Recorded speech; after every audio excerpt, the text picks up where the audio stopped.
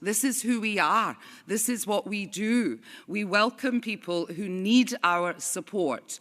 And that is in stark contrast to a government that we have had before. And the one we have now, well, the jury's out. We're waiting with bated breath.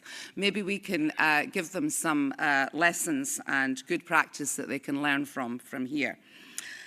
So the new Scots delivery plan, it takes me nicely onto that. I was very proud to launch that.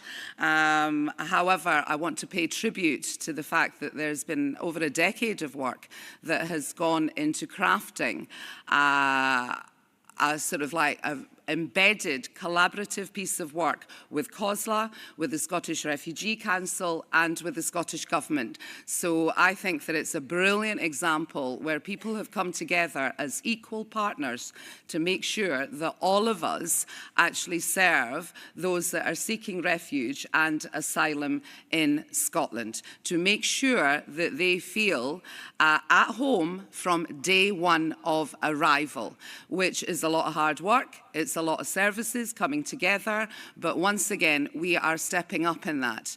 There's no apology about the fact that it is ambitious. Some of those sort of like aims in it will take us time to deliver, but we can take our time and do it well. And we can do it with compassion, we can do it with humanity, and we can do it with dignity.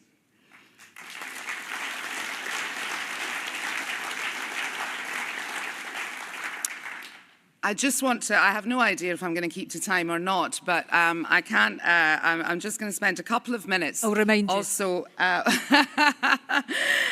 just want to mention the work that we have also done on our feminist approach to international relations. And I got stuck into that in my previous portfolio as Minister for Europe and International Development and Culture.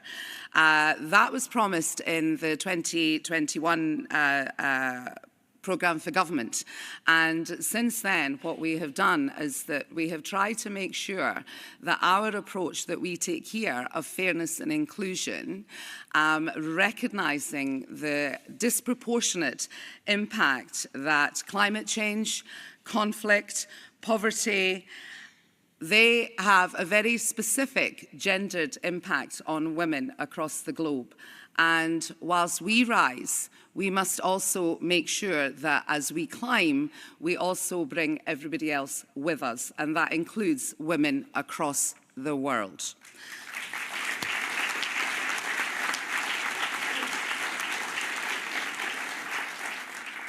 So, delegates, I'll bring my remarks to a close, but I will end on the fact that I recognise fully that Scotland is not without its problems. We absolutely recognise that we have issues that we need to work through and talk about, but we have been horrified by the scenes that we have seen that have not come as a surprise to many of us, including myself. I certainly lived through the 80s, where I saw the rise of the National Front and the British National Party, and it has been a very difficult time for members of all of our communities, especially ones that of our colour. And I have been proud of Scotland's response, that we are rejecting and continue to reject that hatred. And I will leave us on that note, that I know that every single person in this room will join us in standing in solidarity with all of our communities.